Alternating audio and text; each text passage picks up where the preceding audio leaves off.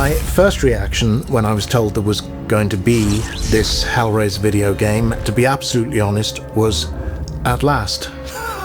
What kept you? I would describe our game as a discomforting and dark story about people with inner voids. It's like a mix between violence and action, all wrapped in leather, flesh and chains.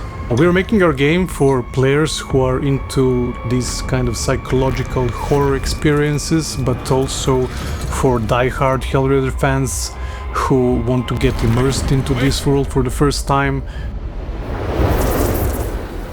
So the protagonist of Hellraiser Revival is this guy called Aiden. He's a troubled guy, had various addictions in his life, the most recent of which is that he's completely infatuated with his girlfriend Sunny. They use the configuration together and she's ceremoniously kind of torn to shreds. So from that point onwards, he's trying to survive, make some kind of deal with the Cenobites to get out of this whole situation alive, but maybe also to have Sunny back. He was modeled pretty closely on Julia from the original movie and from the novella. They both share a kind of infatuation, a sort of like wretchedness that makes them need more from life. When drawing a line on pushing the boundaries of sexuality and violence, it was like a no-brainer creatively, because Hellraiser as a franchise deserves to be really explicit and really violent. This game has a lot of sexual explicit stuff and a lot of gore and a lot of violence.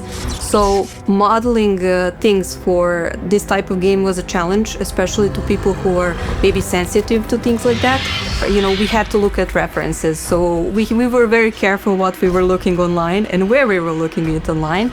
But in the end, we are all artists, so we look at our subject in a different eye. So something that's maybe sexual or very disturbing to others, to us it's just a subject. We have to bring out the theme, we have to invoke a feeling, so we kind of, you know, detach from it or look at it from a different perspective than like a regular person would. If you shown some of the stuff that we did to my parents, I think they would be probably, you know, very shocked. And I was like, but this is, you know, normal, this is every day for me. People who are sensitive to mature content should be definitely wary of playing our game. It's not for the faint of heart. It's a truly visceral and discomforting experience, and we did not hold back. If you want simple ideas, don't go to Clive Barker, because you're not going to get them. He made certain that we understood the soul of the work, the soul of Hellraiser. He made sure that we understood that. From that point on, he was pretty nurturing. Any decision that we made, as long as we held that like soul of Hellraiser in our hearts as we made it, he was supportive of, and he trusted us as people who knew games to translate that soul into this medium. Clive is an imaginative powerhouse. His head is a restless place of constant invention. If I had to summarize him, then I would, without any hesitation, call him a genius and a friend. And to know that we are very nearly 40 years from when we shot Hellraiser, and to know that Clive has been involved and had a lot of input into this game, and to be part of it again myself, is strange. And how could I have ever expected that when we were shooting Hellraiser at Cricklewood Production Village 40 years ago? It's remarkable and it's wonderful. One of the key concepts that we wanted to incorporate into our game was that duality and contrast between the teams. So like this famous sentence, angels to some and demons to others, which always resonated in my mind whenever I was making decisions. It's all like in the eye of the beholder. For us, it was like it can be macabre or it can be beautiful. The contrast between, you know, opposing things was very important to bring out in the game. The design goals that we set for ourselves when it comes to violence and gore is getting to the feeling of discomfort in our players. We wanted to feel discomfort while watching these gruesome scenes, but never to be gratuitous in a way, never to do violence for violence sake or sexuality for sexuality's sake.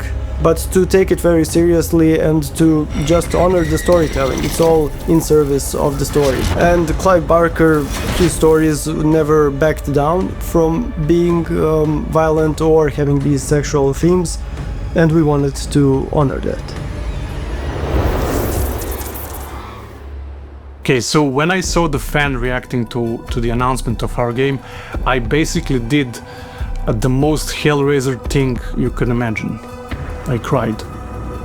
We know that we have a dedicated core fan base of the franchise, but seeing how big that fan base is how much they actually like and approve what we're doing, just give us so much more, motivation to keep going what we're doing and make a great game. We didn't really know for sure whether the world wanted a Hellraiser game like what we were making. And when they reacted to the announcement of the type of game that we were making, that this was a proper single-player premium survival horror experience, and that was exactly what they'd been wanting and kind of lacking, 99 out of 100 comments or reactions or whatever that we got on the internet were just like beaming positivity.